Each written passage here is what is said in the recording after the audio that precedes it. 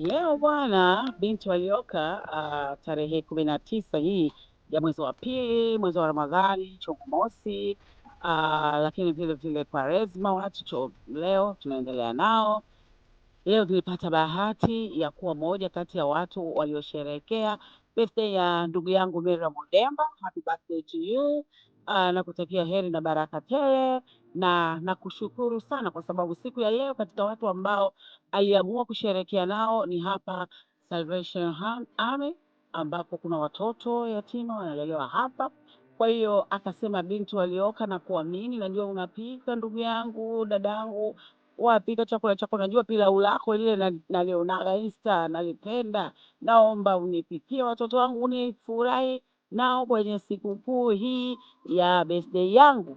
Nami nikaingia jikoni, mamako mdogo, kama unavyonijua, pika dada. Nikamaliza, nimekuja nikasema, hapana, watoto hawa kwa jinsi ninavyowaona na waitumie kwa mkono wangu.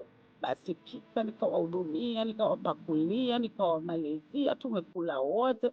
Kiukweli nimefurahi sana, ni siku nzuri. Happy birthday to you Miriam, asante kwa kuniamini, na wengine wote karibuni mniamini, binti walioka napika, sina baya. Na kumbuka, ukinikabidhi chakula chako nitakupikia kama najipikia nyumbani, na vile vile hakuna kubabaisha, kubana chakula, si ufanyaje.